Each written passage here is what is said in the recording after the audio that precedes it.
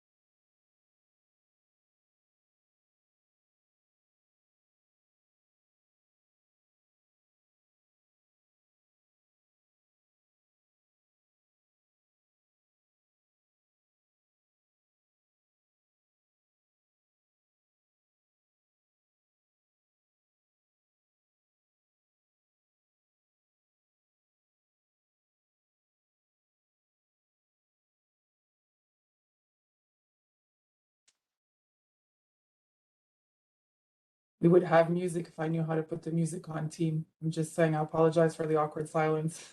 I need to learn this for the next one. Have a little bit of music to get us going.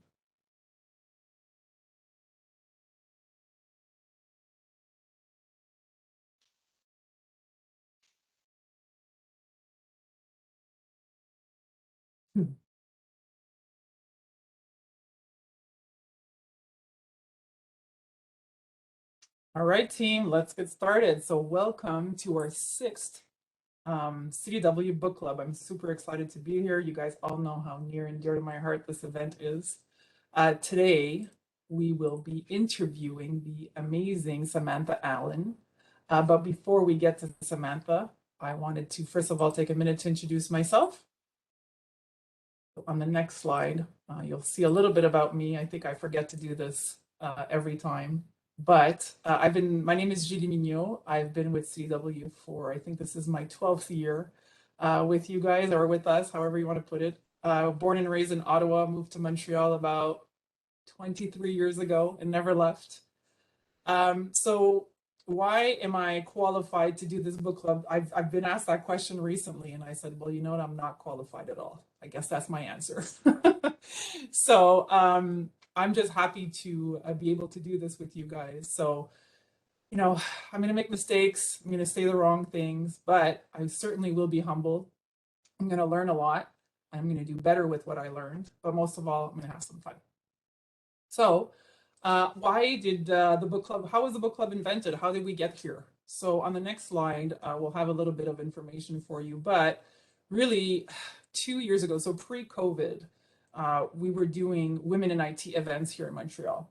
So I was, you know, we're in a world where there's not a lot of women, let alone women executives. So I was trying to get together all the women execs in IT that I knew. And so Michelle Obama was coming to town. So we got a box and invited 14 women, which was really cool. We sent Michelle Obama's book ahead of time so that everybody could read the book. And then we brought all the lovely ladies to come in and watch Michelle Obama be interviewed. I forget who the interviewer was, but really that's the premise of how we got started. And so fast forward to COVID, we said, how are we going to keep up this wonderful event virtually? So the marketing team and I came up with an actual virtual book club because really what we love to do is read, learn, teach, and have some fun. So that's kind of how the book club was invented, or the birth of the book club, if you would. So who exactly is CDW? So I'm going to go over, so some of you have heard this many, many times, but on the next slide, I'm going to show you a little bit of the transformation that CDW has had over the years. So some of you know us from a transactional relationship. We've graduated into your company, as trusted advisors. And some of you, we're building futures together for your company. So we were founded in 1984 by Michael Krasny in his kitchen. Yes, it is a kitchen garage story, where he had a computer that was working very well, but like a lot of us, he wanted to upgrade. So what he did is he placed an ad in the paper, and he had over 30 people call to buy this computer. So that's where the idea of reselling computers was born. Fast forward to 2003, or actually I should say in 1997, we exceeded $1 billion in sales in the US. But in 2003 is when we acquired Micro Warehouse, which brought us into Canada. And then in 2006, we acquired a company called Burby, which we were able to now sell not only products, but services around those products. Then in 2015 or 2012, we exceeded $10 billion in sales, so clearly doing well as a company. We acquired Kelway in 2015 to give us an international footprint. So now we can service our customers from Canada, US, UK, and the UK for the rest of the world. In 2019 in Canada, we acquired the Scalar Decisions, which gave us here in Canada the opportunity to sell not only products, but managed services and professional services.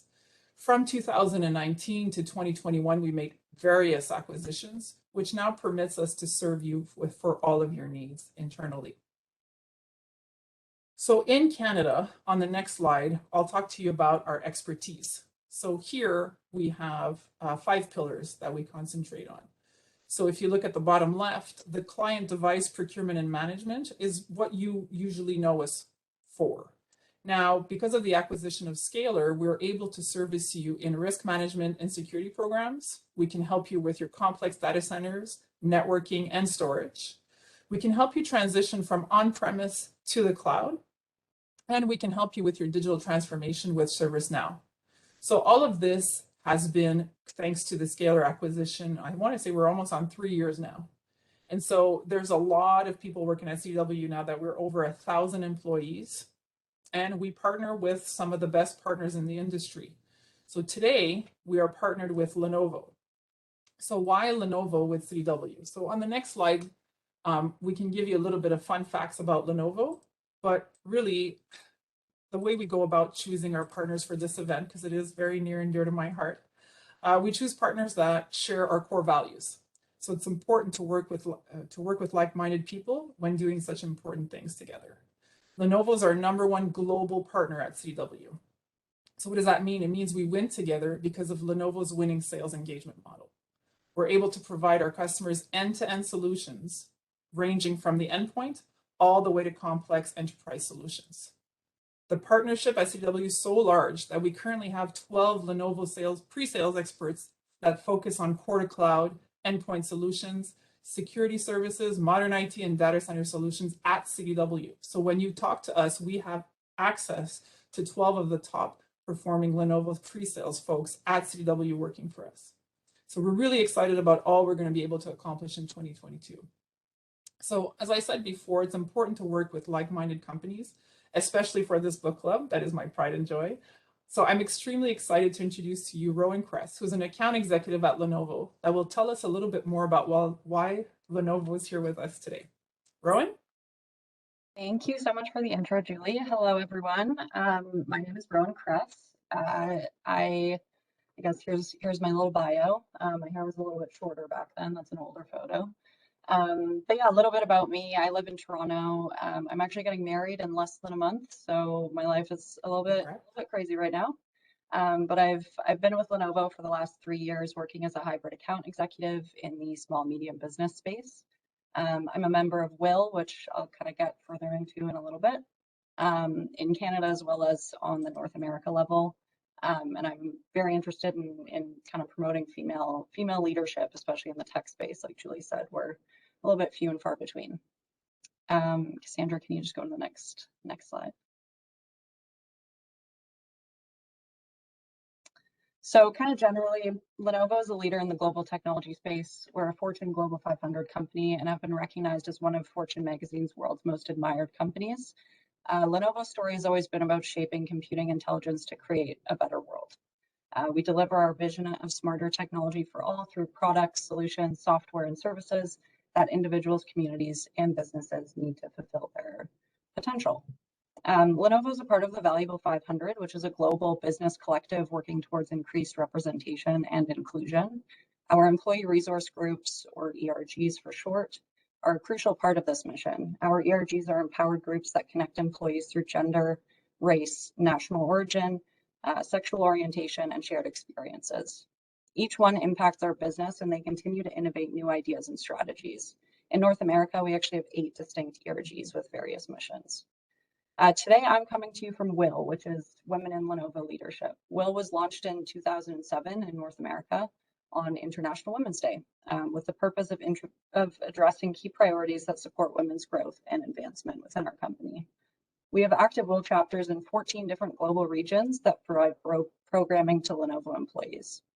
WIL is involved in and helps to build events, programs, and HR processes to enhance work-life balance, mentoring, networking, training, and external partnerships with other players engaged in initiatives for women. An excellent example is this amazing event today. Again, very happy to be here to be sponsoring this event, and most importantly, to learn from Samantha. Thank you so much, Rowan, for your support, and thank you, Lenovo, for being here. So what is the book club about? Why do we do this? So, selfishly, a lot of people ask me, Julie, how do you pick the subjects? Yeah, I'm very selfish when it comes to this book club. I pick topics that I know nothing about, that I want to learn about. And if you want to learn about it with me, then please come with me on this journey. So that's why you're here today. So the rules of the book club is be authentic, be honest with yourself and with others, be self-aware, make it fun, learn, teach, and then mentor going forward. So that's why we host the book club, and that's our rules for here today. We're on our 6th book club. So what have we learned so far? So can't believe I'm saying that, 6th book club. How awesome is that? So the first book was That's BS by Richard Grant, where we learned what biases are: conscious bias, unconscious bias, and validated bias. We then met with Samra Zafar, where we read the book A Good Wife, which discussed choice. Not everybody has choice. And so Samra gave us her journey with child marriage here in Canada. And then we met Emma DeBury, and we read her book, Don't Touch My Hair, where we learned what it was to be a Black woman and have to take care of her hair, which I know a lot of you have really loved that book club and learned a lot. We met Kim Tui, who's a Montrealer, I'm proud to say, and we understood what it was, the journey from Vietnam on the boat to Canada, how difficult that is. Then we met with Tanya Talaga. That was very intimidating to me, that book club. fun fact, because Tanya was so knowledgeable, obviously, and I knew nothing, which is the goal, of course, of this book club, about the Indigenous people, which, it is embarrassing to say out loud, but it is the truth. So, again, to be authentic and honest, I learned so much.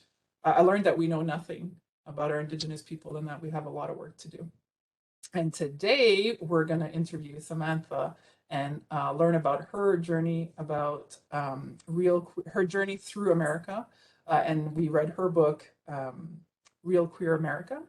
So I'm very proud to introduce to you guys Samantha Allen.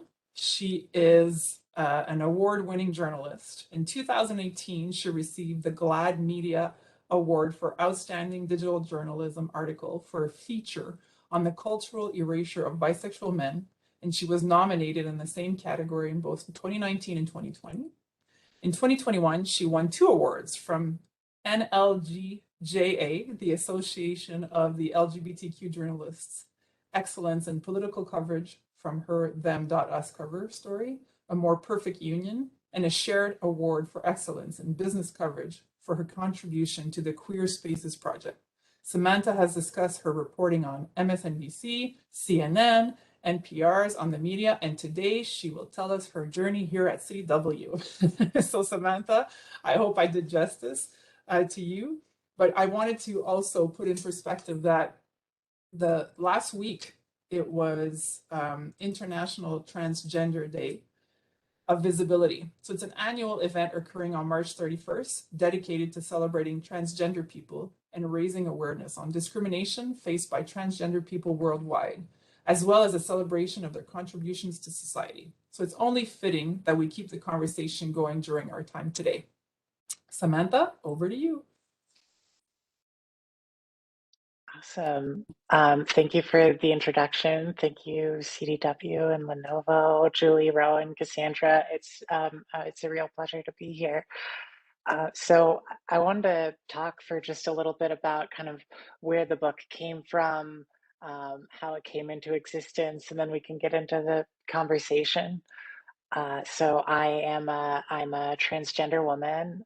I have kind of a life experience that charts through a lot of the more conservative parts of the US, or at least kind of states that tend to vote for Republican presidents in presidential elections, right? So I come from a very religious, conservative household. My parents were and still are active Mormons. We can talk about that later. But so my journey to like coming out as trans sort of begins in Utah, where I was still part of the Mormon church. I was going to a Mormon owned university. And that's where I first started kind of exploring my gender identity and admitting to myself, at least, that there was something going on. This would have been in like 2005, 2006. I had no idea what the word transgender meant. I felt like I was totally alone in a vacuum with like no vocabulary or like cultural reference points. For reference, Laverne Cox, a really famous trans celebrity, wasn't on the cover of Time magazine until 2014. So these were different times. But it was when I went to grad school in Georgia that I first met other trans people in real life. They were attending my university and they were accessing healthcare, transition related healthcare through our university, and there was a support group and a discussion group, and that sort of opened my eyes to, hey, this might be possible. Like this is a real thing. This isn't just something I've read about in books or on the internet. Like there's an actual community here. So it was in Georgia where I came out and where I started transitioning. And then about a year into my transition, I was doing summer research in Bloomington, Indiana. Bloomington, Indiana is a very small town in south central Indiana. It's a college town, so it skews more progressive, I'd say. But I was still going there alone 8 months into a gender transition to the middle of Indiana. And even having found the community of support that I had in Georgia, I was still like a little skittish about going. And then 3 days into my research in Bloomington, Indiana, I got into the elevator in my building at the same time as a woman named Corey, who we fell in love and she became my wife like a year later. So I went to Indiana nervous and I came out of it married, which is wild to me. And Corey and I, after living in Georgia for a while, moved to Florida, which I think, at the time was categorized as a swing state as far as American politics go, but has since kind of like elected fairly conservative leadership. So, in any event, all of this is to say my journey of coming out as queer and transgender and falling in love moved through Utah, Georgia, Indiana, Florida. Those were the life experiences that I had at the time that I started kind of toying with the idea of this book. And um, and I came out of those experiences with a deep affection for LGBTQ communities in more conservative environments, and having participated in many of them and having seen firsthand kind of the love and affection that comes out when people are kind of bonding together in more challenging circumstances. So, at the same time as I had those experiences, I was also working as a reporter for a national media outlet here in the US called the Daily Beast. And there's certainly a diversity of voices in media, but by and large, a generalization that I think remains true is media is very New York centric. Um, we call it the Acela corridor sometimes, the train between New York and DC, and that there's a large class of journalists who haven't left the Acela corridor, right? So when an election like 2016 happens, a lot of journalists in the US were kind of shocked of like, how did this particular outcome happen? And they wanted to kind of go back into the middle of the country, um, interview people who had voted one way or the other, uh, have conversations about that, try to figure out like what they had missed or something that they had been shocked. And having had the experiences that I had, I wasn't shocked at the 2016 election outcome per se, but like when I saw how many of my colleagues in national media were, my desire wasn't to kind of like go into the middle of the country and talk about people's past voting choices per se, but to go showcase these incredible LGBTQ communities that I had moved through, been a part of, wanted to get to know. So that's how the idea for this book was born. I plotted out this road trip that stretched from Utah to Texas to Indiana, Tennessee, all the way back down to Florida, where I was living at the time. And basically just what I wanted to accomplish was to just show how gay the country was, like everywhere. Because, at the time I was pitching this to publishers in New York, and there definitely was shock among editors that I pitched the book to about how vibrant these queer communities were all across the country. There was, I think, shock that queer people still lived in places like Indiana. And some of this is about kind of the trajectory of LGBTQ history in the US, where there certainly was this pattern in the late 20th century of urban migration to New York and San Francisco and LA. There are still plenty of people who stayed, and increasingly, as social acceptance grew slowly but surely, younger generations might not have might not have felt as urgent a need to get out quite as quickly. So, there was, in my mind, a little bit of catch up that our like media consciousness needed to do between what people thought LGBTQ people in America looked like and lived like, and what I knew from my experience that we looked like and lived like. So you know, this book really was a labor of love for me. I got a book advance, and I think I probably spent about half of it on the road trip by the time it was done, because I really wanted to produce this like amazing cross country experience. I, you know, really didn't want to phone it in literally. So, you know, I spent much of my book money on rental cars and hotel rooms, and I was gone for like 2 months in the summer of 2017, interviewing, meeting LGBTQ people. I went back to Utah for the first time in a decade, revisiting that Mormon college town where I had once felt so closeted and afraid. I went back to Indiana. I went to the Rio Grande Valley in Texas. And my motto on the trip was something gay every day. Like, no matter where I was going to find something LGBTQ related to do.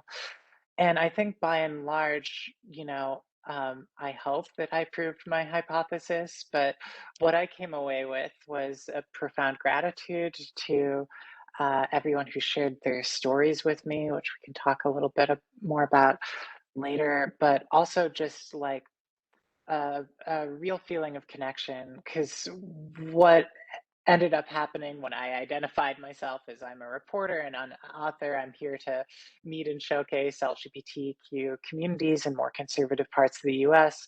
By and large, what I encountered was people who really wanted to share their stories, who were frustrated that very few reporters seemed to talk to them other than when they were being directly targeted by some kind of law or policy. That there was someone just kind of proactively being like, "Hey, I want to share your story. I think your story is interesting and worth showcasing." And so I feel like, you know, I don't want to flatter myself too much, but many people felt just as grateful to like be able to have a platform for their story as I felt grateful to them for sharing it. Kind of to bring things to the present, you know, I was writing this book in 2017 at a time when many states and localities across the US were targeting the LGBTQ community in different ways. It was the year before a midterm election in the US, kind of these, you know, elections for congressional representatives, state governors that happened between presidential elections. And I don't think it's a coincidence that we're in that exact same space now, and we're seeing quite a lot of anti-LGBTQ laws and policies. You know, Julie, you mentioned Trans Day of Visibility last week. Some governors in the US marked Trans Day of Visibility by signing anti-trans and anti-LGBTQ legislation.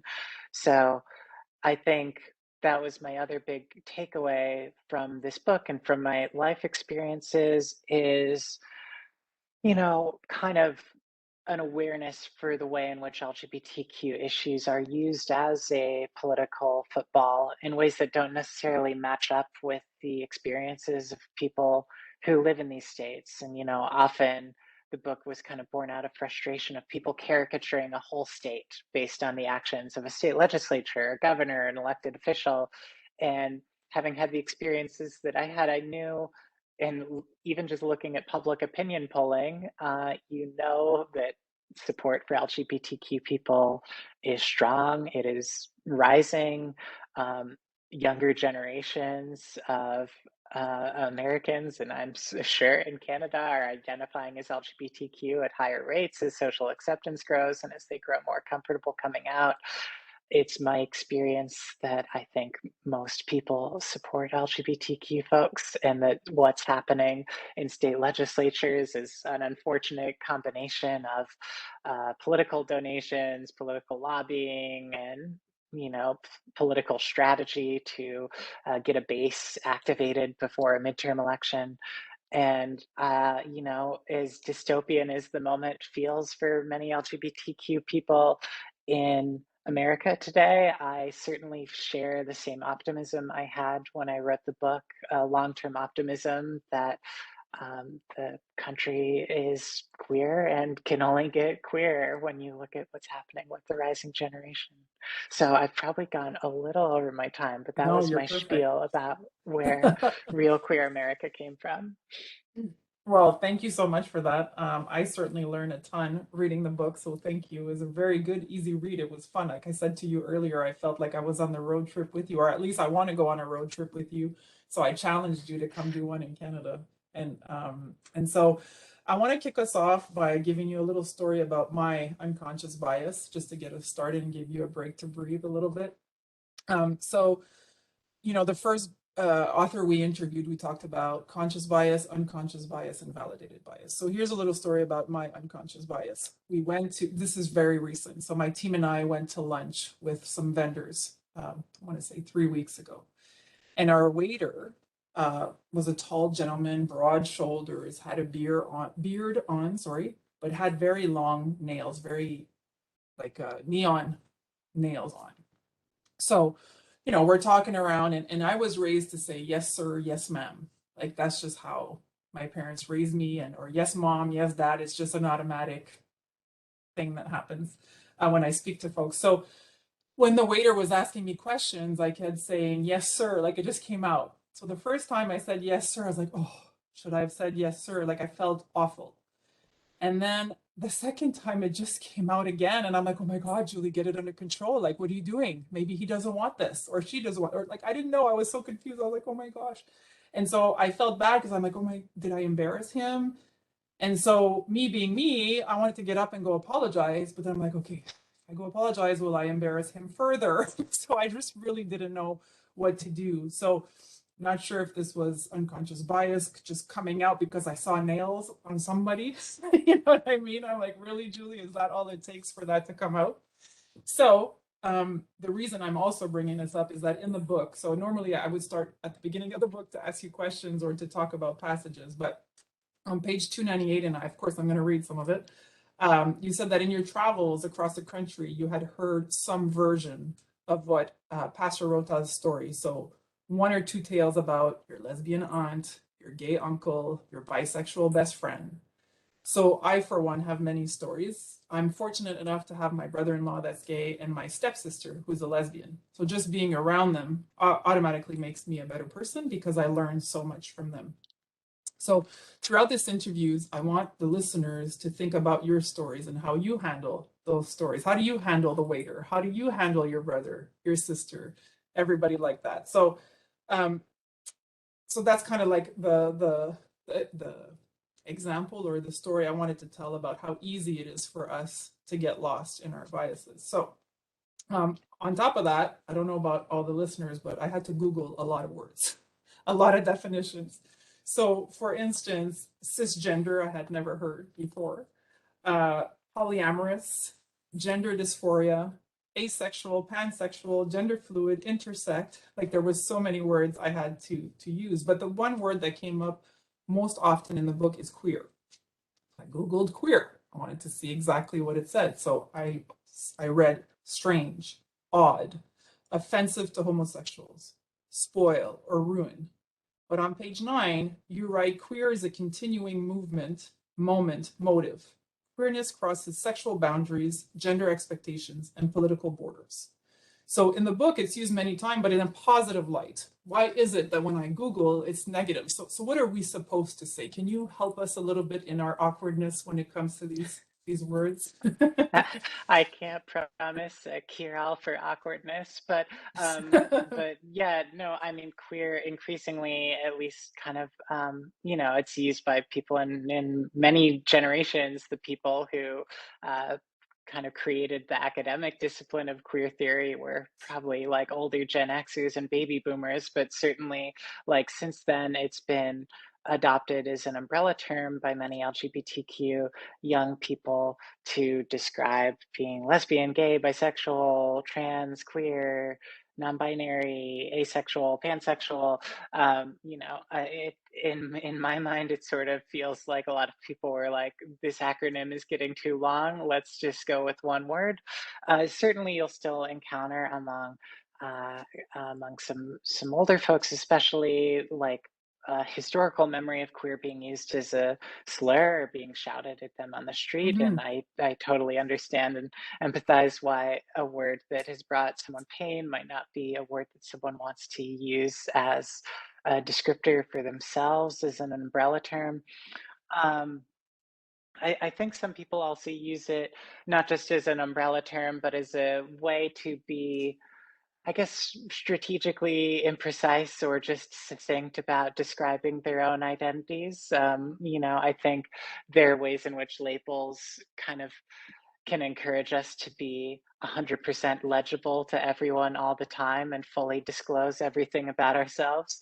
And sometimes for me, rather than feeling like I'm giving someone my entire life story or describing the full contours of my orientation or anything like that, I'll just say I'm queer, and Okay. it's a nice way to say, um, yeah, I'm different. I'm outside of kind of normative life. My partner and I Quote lead unquote normal. l- yeah, my partner and I lead a life outside of like heteronormative society is basically what like we communicate when we say that we're queer.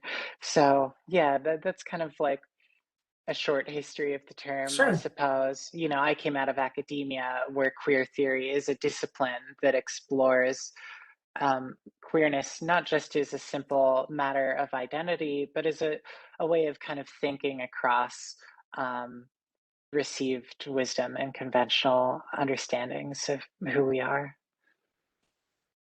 Okay, thank you. Thank you for Yeah. that. So this one it made me pause and nervous. So on page 101, you say cisgender reporters are often so fascinated by the mere existence of transgender people that they treat us more like exotic zoo animals than human beings.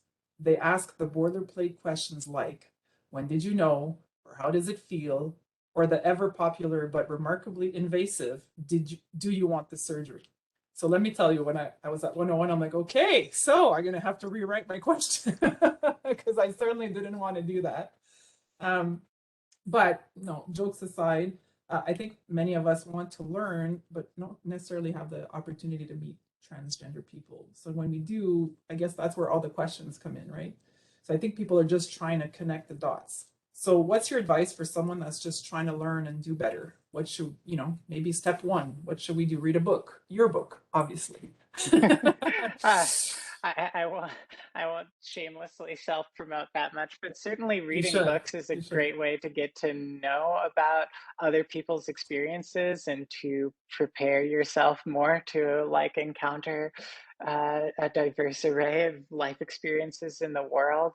I think that passage of the book is like especially about media's dynamic with trans folks at a certain moment in the mid 2010s, where still what was new to people about trans people was the idea of like physically changing physically changing Mhm. your body, right? And so if someone was interviewing someone like a transgender mayor or something, they would talk to them about like going on hormone therapy and not about like what is it like to be a transgender mayor, right?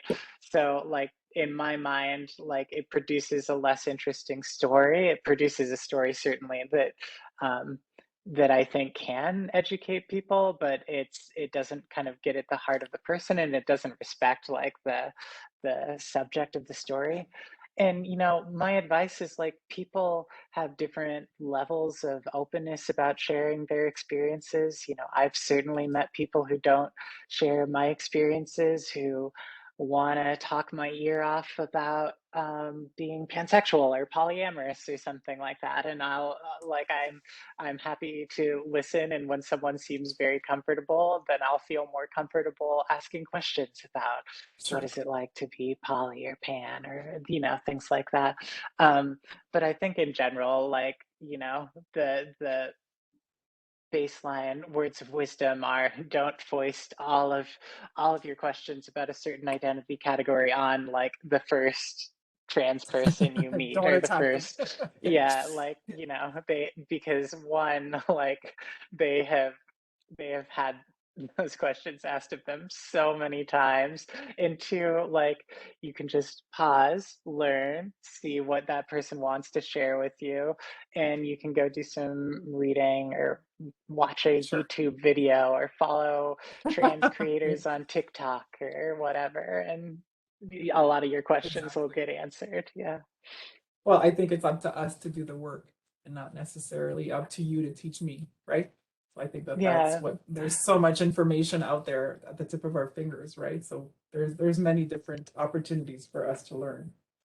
Yeah, but at the same So time, I did make the choice to write memoir. So like that for of me course was I'm like, speaking for you yeah. specifically, but I mean anybody else that didn't, you know. Yeah, yeah. Um, Not every trans person is a memoirist. exactly, exactly. Um, So it was really shocking to me also. So I read your book, and in the process that I do, I often go online and try to learn more about the subject, right? And then I got into the rabbit hole of laws, Canada versus US versus rest of world. So it was shocking to me that there's so many actual laws that hurt the LGBTQ plus community. So, I mean, this is a an open-ended question, but what's the problem? Like, why is everybody scared? Like, are you scared I'm going to sit next to somebody and just catch it? Like, I don't understand. Like, why are we so afraid? I think oftentimes is misinformation, or in your opinion, like, what's I call it fear, because I mean, I don't know how else to explain hatred other than you must be afraid of something, so your reaction is to hate. So in your words, can you give us your thoughts around that? Yeah, I think there's cultural anxiety that people have around otherness of like all sorts, and that I think flares up, especially in certain political moments. I think that, like, in moments of political instability, people get more uncomfortable with people who don't share their experiences and want to punish them or isolate them or wall them off. Um, and certainly what we're seeing now in the US is not new. Many of these same tactics, rhetorical talking points have been used against LGBTQ people for, gosh, the better part of like 80 years in in American politics. Um, so, it's hard to say where hate Sure. itself comes from for me, but speaking like, speaking about kind of like my observations and some of my reporting, it's like you can't really stop LGBTQ people from being born. You can certainly try through cruel tactics for like conversion therapy or Mhm. prohibitive legislation to make queer people's lives less livable or less pleasant, certainly. Um, but in my mind, you kind of can't stop the tide of history. And in my reporting, it seems like a lot of elected officials, no matter their party identification, um, seem to know that, right? You'll hear LGBTQ political operatives talk off the record with you about, hey, such and such Republican governor has a trans niece or something, and that's why they don't Mhm. want to sign this bill, or such and such senator, their daughter is bisexual. They don't want to like be involved in this, but they have to be because so and so donates to so and so, or Yeah. they're up Yeah. against election It's to their against benefit. someone who's staking out a position that is more likely to kind of like, get the voters turned out. So we're in this moment of like, you're hearing more and more these kind of whispered stories of they want to do the right thing, but and so, in my mind, it feels like politicians who are running on anti-LGBTQ platforms or who are making anti-LGBTQ legislation a major part of their their their public Sure. lives. They're kind of out of step with public opinion. They're playing a political gambit. They're trying to squeeze the last, juice out of that sentiment in the US before generational change just totally makes it irrelevant.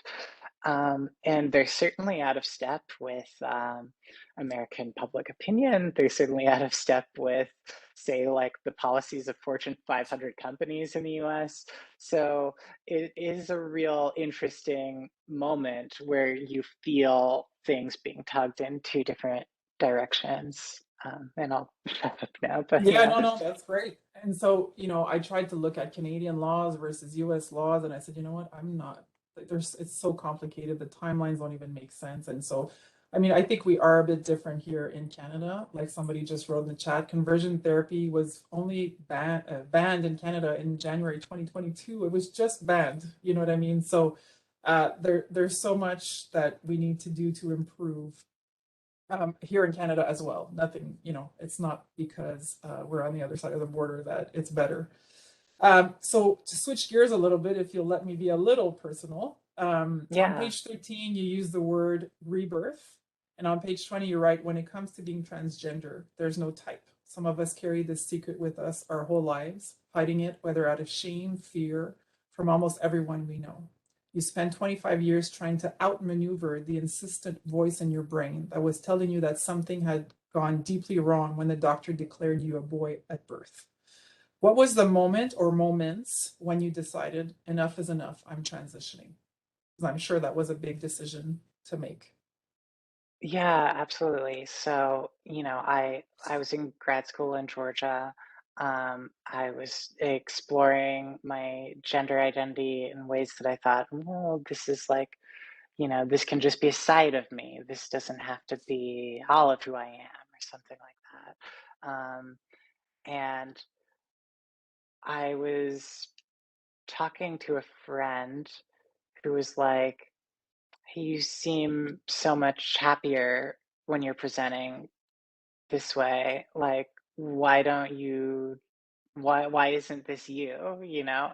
And I rattled off a bunch of answers like, what would my Mormon parents say? How annoying would it be to navigate that with my doctoral program? Um, oh, how would I find employment in the United States as a trans person?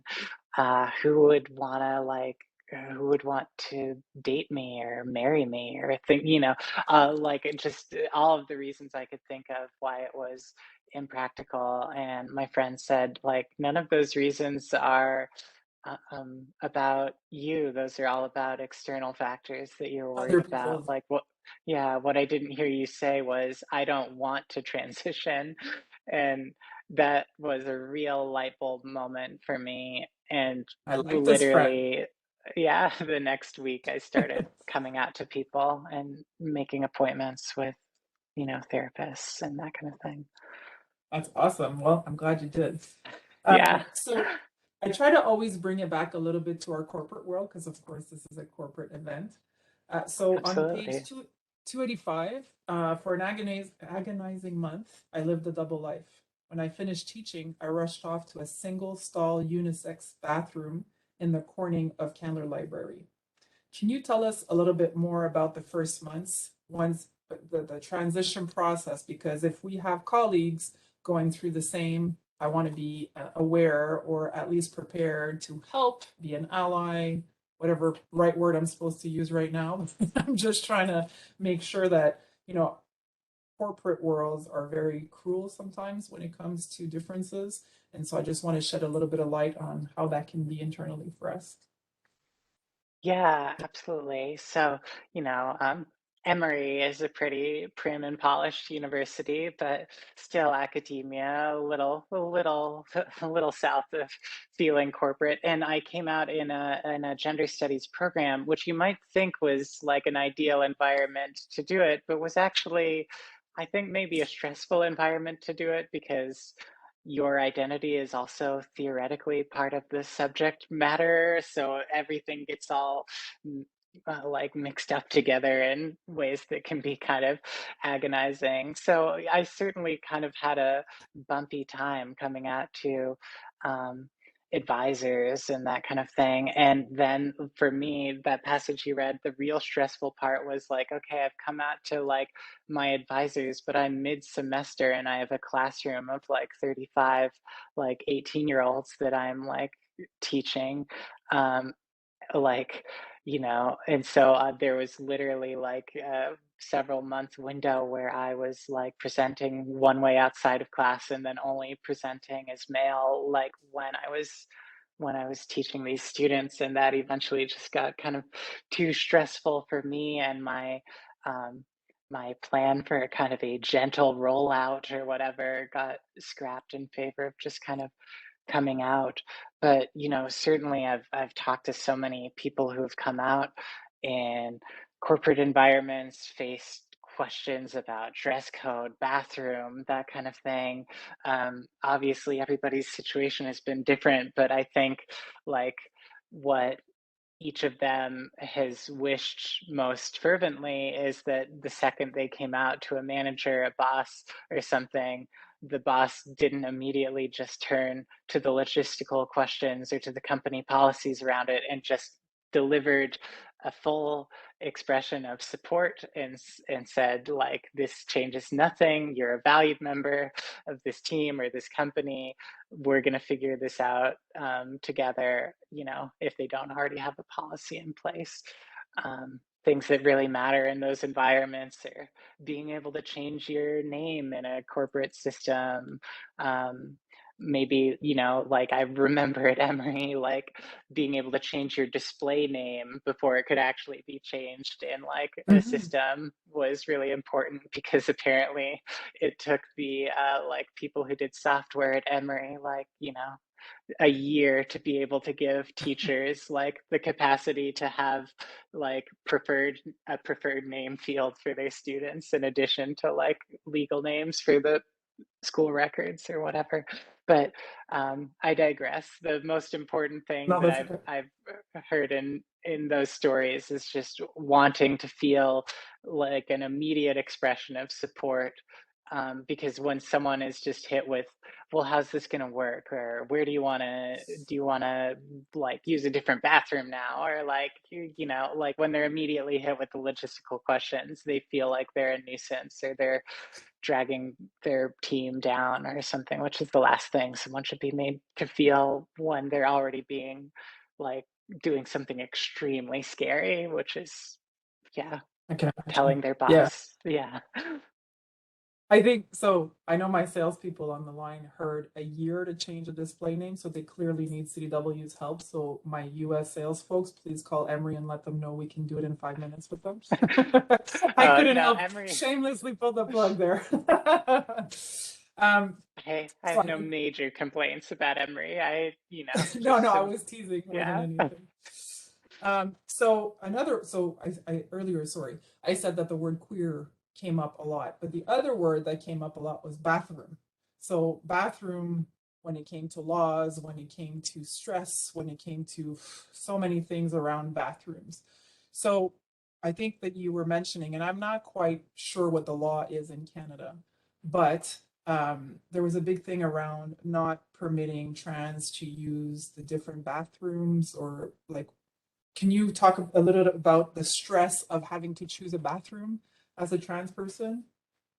Yeah, I mean, certainly like in the early months of my transition, I felt very self-conscious and would use single stall rooms wherever possible. That changed as I kind of like got deeper into my transition.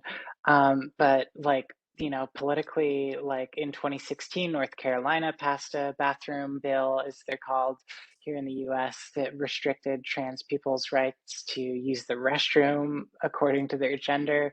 That inspired a large backlash, especially from corporations that eventually, and from the NCAA, the College Athletics Association, that eventually kind of like put enough pressure on North Carolina to repeal the bill. Large companies kind of took action against it. I think this was an Indiana bill, but I know Salesforce has been like involved in like, saying, oh, you're going to pass this bill, we're not going to have our headquarters there. Like that's been That's really good. interesting to see. Um, but you know, things have kind of cooled around the bathroom topic a little bit here since the North Carolina law, but that is starting to flare up again.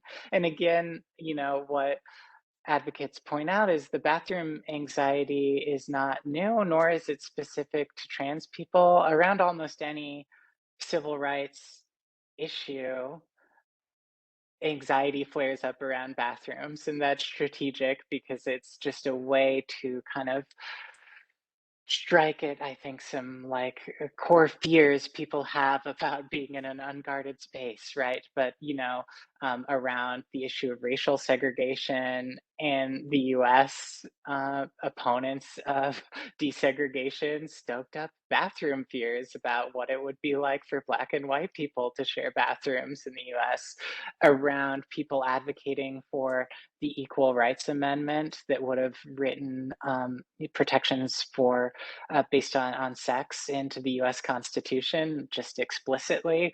Opponents of the ERA raised fears of, oh, this means we won't be able to have gendered bathrooms anymore. All bathrooms will have to be unisex bathrooms if the ERA passes. And so seeing it again with trans people is kind of nothing new. It's like bathrooms are something people reach for when Tool. they want to make someone people feel afraid of sharing space with other people. Yeah, but it's also the like even I was just thinking like at work. You know, we were talking about work earlier, like choosing a bathroom in front of your coworkers. You know what I mean? Like I could just imagine the anxiety, especially in the first months. It must be so I don't know what the right word is, intimidating, scary, all of the above, right? So Yeah, and it's just annoying that something that is just a basic bodily process has to right. become like, yeah, a logistical nightmare for people. So we're not supposed to talk about politics or religion. So let's talk about religion. And so you talk a lot about your faith, Mormon faith, right? Your parents are very involved in the church.